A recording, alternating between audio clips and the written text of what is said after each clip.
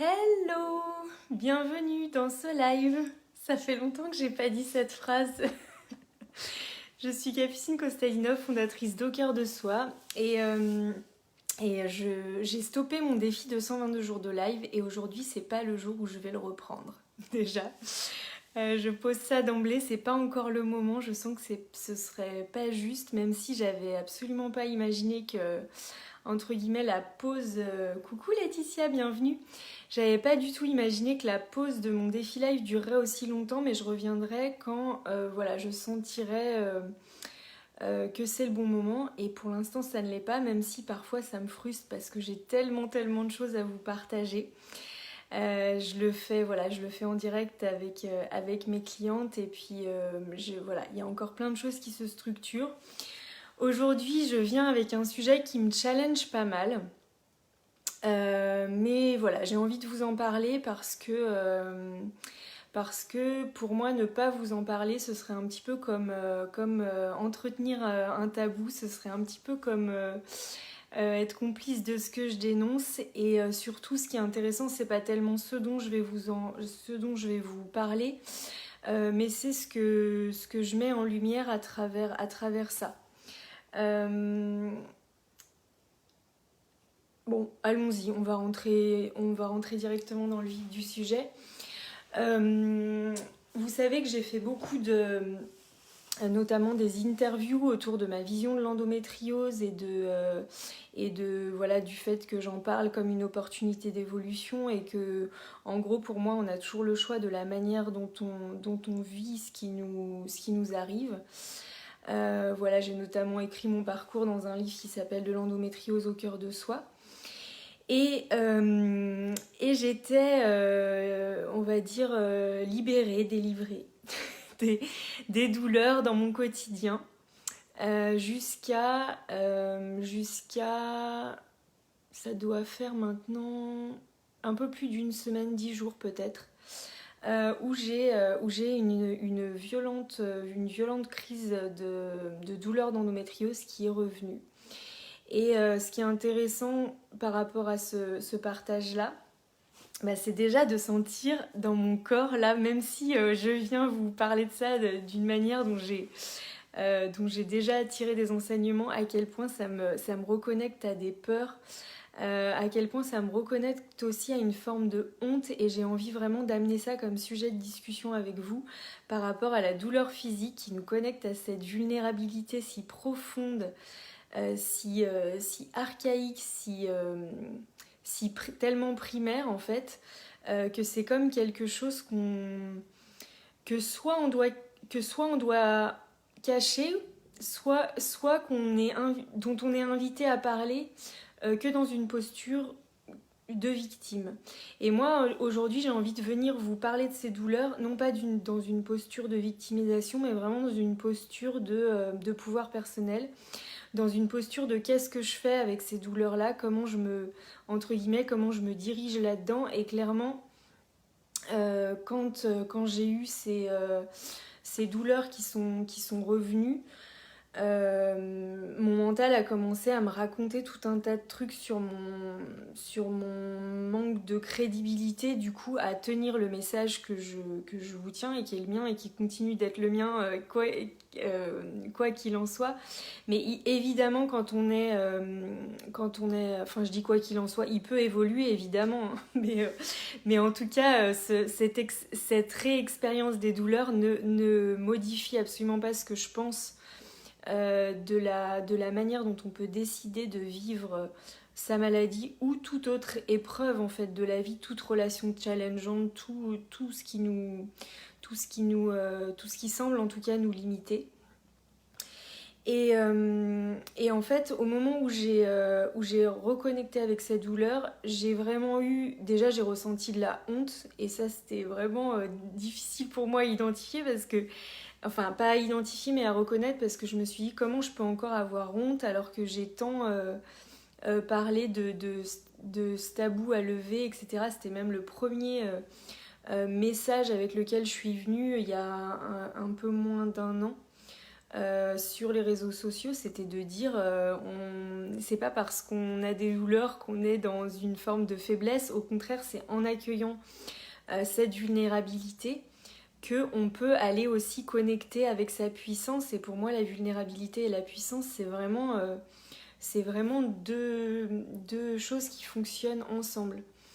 Et ne pas aller... Enfin, je vais prendre mon exemple, quand je rejetais, quand je jugeais ces douleurs, donc il y a un moment, maintenant, mais quand même, quand je rejetais cette douleur, c'est comme si je refusais toute cette partie de moi finalement vulnérable et que je ne voulais être que dans la puissance, que dans la force.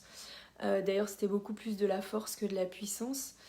Et voilà, et pour moi, ne pas accepter le contact avec les messages de notre corps. Alors les messages de notre corps, ça peut être plein d'autres choses que les douleurs, hein. Ça peut être les émotions, ça peut être tout ce qui passe par notre ressenti, par nos sens, par le sensoriel, par le corps. Et ben c'est comme si on refusait une partie de soi. Et aujourd'hui, si je viens vous en parler, c'est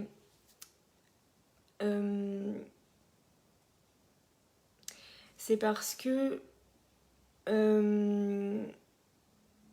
j'ai utilisé une pratique quand c'est revenu la semaine dernière. Bah déjà, j'ai eu tout ce passage, enfin, je dis tout ce passage, ça n'a pas duré très longtemps, mais j'ai eu 24 heures où je me suis dit, mais t'es vraiment pas crédible, etc., où c'est venu comme délégitimer ou délégitimiser, je ne sais pas, mon message. Et puis après, je me suis dit, attends, tu proposes un programme qui s'appelle Au cœur des messages de ton corps, dans lequel tu livres une pratique. Et en fait, j'ai utilisé cette pratique pour moi. Je l'avais déjà fait pour écouter d'autres messages de mon corps, mais je ne l'avais jamais fait avec les douleurs d'endométriose. C'est un voyage au cœur de soi, c'est une pratique hypnotique qui nous permet d'aller demander à notre corps qu'est-ce qu'il a à nous dire à travers ce message qu'il nous envoie. Et en fait, bah, ça a été hyper puissant, les messages alors voilà, canalisés de manière intuitive, mais que j'ai reçus, que je garde pour moi là parce que c'est assez intime. Mais en tout cas, j'en ai retenu enfin, déjà, la première décision que j'ai prise, c'est de reprendre un accompagnement médical que j'avais stoppé. J'avais pas eu de rendez-vous depuis depuis 2 ans. Et donc, j'ai repris un rendez-vous. Voilà, alors ça m'a challengée parce que repasser du temps comme j'en ai passé pendant des années à galérer entre guillemets, à avoir un suivi, à être passé de répondeur en répondeur et de voilà. Mais j'ai pris ce rendez-vous, donc j'ai rendez-vous au mois d'avril pour faire un point au niveau médical et du coup ça me donne l'occasion de vous dire que évidemment dans tout ce que je vous dis par rapport à la guérison entre guillemets, ce n'est évidemment pas à la place d'un accompagnement en bonne et due forme au niveau médical selon ce qui vous parle et selon voilà. Mais en tout cas c'est absolument pas à la place d'eux. Et l'autre chose dont je me suis rendu compte, c'est que j'ai refait le constat d'un déséquilibre entre mon énergie féminine et mon énergie masculine. Coucou Laurence, bienvenue. Et que bah voilà, je suis allée observer quel finalement ancien fonctionnement j'avais rééquilibré ou réharmonisé et qui revenait se remettre en place de manière un peu insidieuse et qui finalement redéréglait ce fonctionnement écologique, ce fonctionnement d'écologie intérieure, je dirais même d'hygiène intérieure, d'équilibre entre mon énergie féminine et mon énergie masculine. Moi, l'endométriose, j'en parle, vous le savez, comme d'une maladie du féminin. Je vais pas redévelopper là-dessus, mais je pense que je vais reprendre en fait la base de mon regard par rapport à ça. Et voilà. Donc j'avais envie aujourd'hui de venir vous dire oui, j'ai eu de nouveau des douleurs d'endométriose d'une manière tellement intense, d'une manière tellement, je dirais, presque violente, que dans ce moment d'extrême vulnérabilité, j'ai eu des doutes sur ce que sur mon regard. C'est parfois, voilà, on a des convictions très fortes et puis il y a des moments comme ça où on est ébranlé dans nos convictions profondes. Et voilà, je trouve ça beau de pouvoir se dire, bah oui, il y a des moments c'est pas facile, mais j'ai cette conviction profonde qu'on peut vivre sa maladie d'une autre manière quand on reprend son pouvoir personnel, quand on observe son couple intérieur, quand on se met à l'écoute des messages de son corps et quand on apprend à s'aimer en tant que femme. Et ça, c'est vraiment les piliers que je transmets dans les programmes au cœur de soi. D'ailleurs, j'en profite pour vous dire que si ça vous intéresse, vous pouvez me contacter en message privé. Et puis vous dire aussi ce qui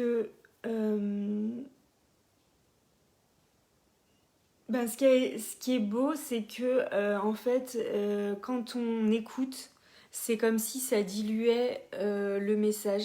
Et j'utilise pas ce mot diluer ou fluidifier de manière au hasard ou de manière non choisie. Parce que voilà, pour moi, quand on laisse les choses nous traverser, et ça c'est vraiment l'élément de l'eau, hein, les émotions, l'élément de l'eau c'est les émotions. Quand on laisse les choses se fluidifier, l'endométriose c'est vraiment une maladie qui retient à l'intérieur, qui crée voilà, quelque chose qui devient dur là où ça devrait s'écouler avec le sang des règles, avec notre nature profondément féminine. Donc quand on laisse les choses se fluidifier, s'écouler, au lieu de les retenir, au lieu de les combattre, au lieu de les empêcher d'être, y a quelque chose d'assez magique qui se crée. Et en fait, la douleur a été tellement intense que je me suis dit, waouh, c'est pas près de...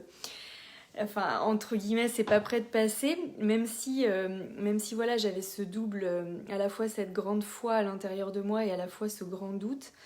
Et en fait, c'est reparti comme c'était venu. Donc voilà, déjà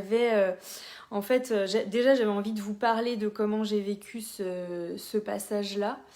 Et surtout, j'avais envie de vous dire que vous n'êtes pas condamné, comment dire, vous n'avez rien à subir de manière durable et sans pouvoir rien y faire. Il y a vraiment des outils extraordinaires qui existent, dont moi j'avais pas connaissance avant, et en fait on a beaucoup plus de pouvoir personnel, de pouvoir intérieur que ce qu'on prend. C'est aussi de pouvoir d'auto-guérison qui viennent vraiment compléter ce qu'on peut nous proposer au niveau médical. Donc voilà, et non, c'est tout en fait ce que je voulais vous partager aujourd'hui. J'en profite quand même pour vous dire que vous le savez sûrement, alors j'ai beaucoup moins fait de live ces derniers temps, mais par contre j'ai pas mal écrit de posts, donc vous pouvez aller lire tout ça. Et j'ai notamment proposé une première journée au cœur de soi en présentiel, et j'en repropose une le 14 avril. Donc si vous avez envie d'aller voir ça, on est en tarif de lancement, enfin je suis en tarif de lancement actuellement, enfin cette journée plutôt, parce que moi je suis pas en tarif de lancement, mais cette journée est en tarif de lancement actuellement. Voilà, donc si ça vous intéresse, n'hésitez pas, c'est une journée pour activer notre souveraineté au contact de notre carte natale. Et si vous êtes intéressé par vous relier à votre carte natale, par tous ces archétypes des femmes en présence dans votre carte natale, et que vous ne pouvez pas être à cette journée parce que c'est pas le bon jour, parce que c'est trop loin, ou voilà, et vous pouvez aussi me contacter pour qu'on organise une lecture de carte natale en individuel, en one-one sur Zoom. Et voilà, je vous embrasse très fort, je vous dis à bientôt.